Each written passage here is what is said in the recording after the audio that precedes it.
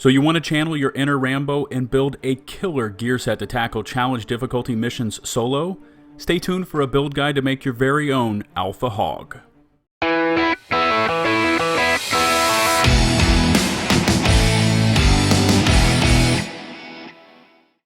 What's going on, ladies and gents? It's LtBuzzLitebeer, and after a weekend off from all things gaming, I'm back with this promised build breakdown.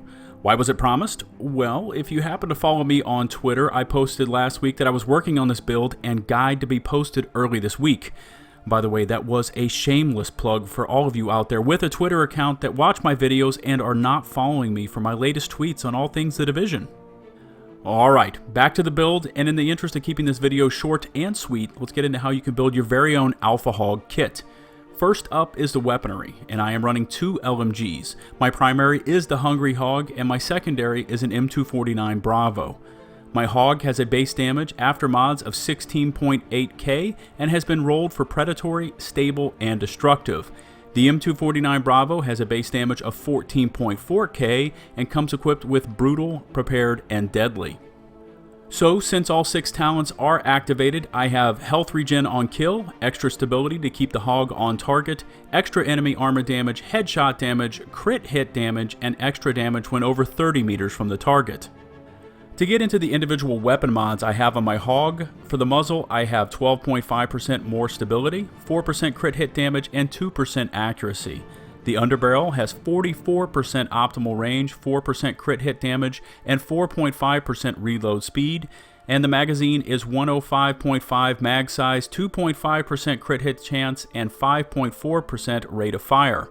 And finally, the optics. It's a C79 scope with 3.4 times zoom, 18% crit hit damage, 3% crit hit chance, and 5% headshot damage. For the gear pieces, and I'm sure you guessed from the build title, it's all built around the Alpha Bridge 4-piece, comboed with a 2-piece Path of the Nomad. First up is my chest piece, and it is Alpha Bridge in Stamina, rolled with armor, and damage to elites, which is very important when tackling challenge mode missions versus level 33 NPCs. Next up is my Nomad backpack in electronics, and again, rolled for armor. My mask is also Nomad in firearms and rolled for damage to elites.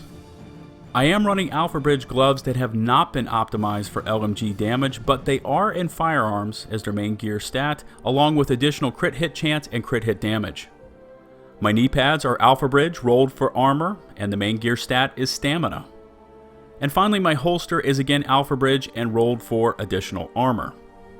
So overall, my crit hit chance is low at 10.5%, crit hit damage is decent at 81%, and headshot damage is at 117%. I also have small weapon mod buffs to accuracy and stability, a nice buff to range to engage targets from farther distances, and a small decrease to reload speed, and a 5% buff to all weapon damage. In addition, I have 16% damage to elites, 15% health on kill thanks to Path of the Nomad, and 15% enemy armor damage thanks to Destructive. My build has around 126k health, a little over 11,000 armor points, and an armor mitigation of 57.25%, which is a bit lower than I would want. When all finished, if you follow this build plan, your agent should have around 200k damage, 300k toughness, and an electronics of around 100,000. In addition, I am running with first aid and smart cover. With the 100k plus and electronics, my first aid heals for 108,000 and cools down in just 43.7 seconds. The smart cover buffs for 22.28% and cools down in 27.5 seconds.